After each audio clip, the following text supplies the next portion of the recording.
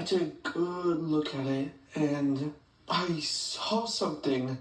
Some sort of creature with sharp teeth and claws, with burnt flesh, standing over the body of a woman. And the woman's body was completely mutilated. And I just stood there in shock. I didn't know what the creature would do next. It had the clothes of a man, but it looked so inhuman, demonic, or more accurately, a mash between a human and some other thing. Then it turned around and looked at me, and it said, "Hello, Bobby. I think I know what or who this thing is." First appeared after Manny died. The demon hunts and kills people periodically, like a serial killer, like Manny. And what was the first thing it said to me? "Hello, Bobby." So, it's Manny.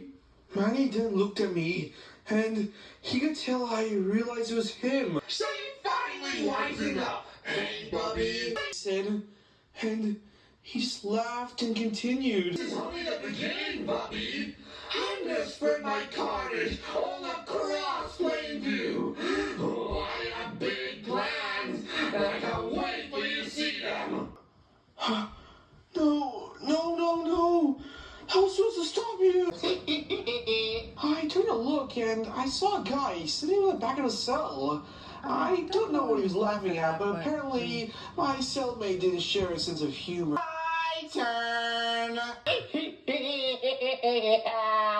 My cellmate, and that's when his whole body started to get really elongated. He opened his mouth, and what happened next was absolutely horrifying.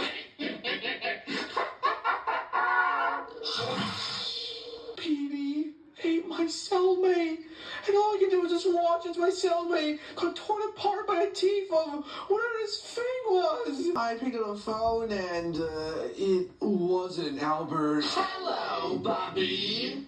My entire body froze. I couldn't utter a word, and I only heard a sound of my quick, short breaths as my mind went blank. And as I was doing this, Manny went on. "You didn't really think I was gone, did you? Oh, I have so much in store for you. Just you wait." And he then started laughing, and it was the most demonic, horrifying laugh I'd ever heard. Then he hung up, and I was just left there, frozen in shock and terror. It didn't stop until I found a big bush to hide behind. I figured I'd be safe there for the time being, but I spoke too soon. And as I got behind the bush, I saw that there was someone else there, and they were not human. It was Joey, the same employee from earlier, dining on a horrific feast. Joey looked up at me with fresh blood all around his mouth, and since I didn't want to pick up his next meal, I started backing away. But then I heard a voice from behind me. "Don't you know it's rude to watch a man while he's eating?" I turned around, and I saw the same cheese thing from when this all started. Froze, and I could only stare at the thing as it stood in front of me. Then it spoke some more. "Joey, you know what this is? It's the Wimpy Dick himself." And I saw exactly who it was. Petey punched me right in the stomach, and the force was so much that it felt like a million freight trains were ramming into me all at once. I flew in the air and slammed into the wall, and I was too tired to do anything as Petey and the other thing stood there staring at me. My feet and stopped. The scene continued until the TV and the hide-and-seek Harry shut off, and the scene stopped. Then he appeared. "Climb, 5-name climb. 1, 2, 3, 4, 5-name climb." And he stood in front of me, looking down at me, He screamed with his sharp yellow teeth, clearly amused by fear and shock.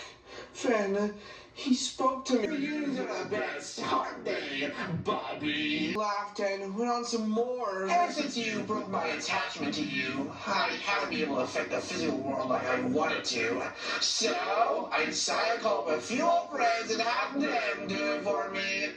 I asked him what he meant by that, and he laughed before he answered. What? Don't you remember Johnny Cheddar? Charles Triple? The other Charles Triple? I realized what they were. Johnny Cheddar, Charles Tribble, and the other Charles Tribble were all the names of Manny's imaginary friends that he had when he was little. Then, I remember that Petey was the name of one of his imaginary friends too. I told him that was impossible, that they were imaginary and not real. But Manny laughed and just went on. It's called a tubula, Bobby. Back when I was a kid, they weren't real. They were just my imagination. But now, they have been given flesh as sentient, conscious creatures. Now, what was once imaginary has become reality. And unlike me, they can do whatever they want in the real world. In the beginning, and that he was going to spread his carnage all across town, and that once he was done, he was going to turn Plainview into his own personal playground of slaughter. His bloodthirsty friends all hurried out of the basement with excitement, eager to get more blood in their hands. However, Manny stayed in the basement, and pretty soon, something began emerging from the ground to materialize and take shape, and pretty soon, I saw exactly what it was. The ground, don't you, Bobby? The ground, don't you, Bobby? Grout, the nightmare of my childhood, had been brought to life by Manny's twisted machinations. The Grout, the nightmare. Manny laughed as the Grout stood in front of me. I help you two get reacquainted. Now, I have important things to do, so I suppose I'll leave you two to catch up. Good. After a minute or so, the noises stopped and it was quiet for a while. But then, that's when the Grout popped out of the kitchen sink. Now, the thing about dealing with this kind of shit is that you at least someone know what to expect. But up until this point, Roger had no idea anything like this even existed, so to say that Roger freaked out is a huge understatement. What the hell? Greg, you see this too? Am I going crazy? What's going on? The Grout lunged right at us, and we ran as quick as we could. We made it a door, and we ran out of the house and sprinted through the neighborhood.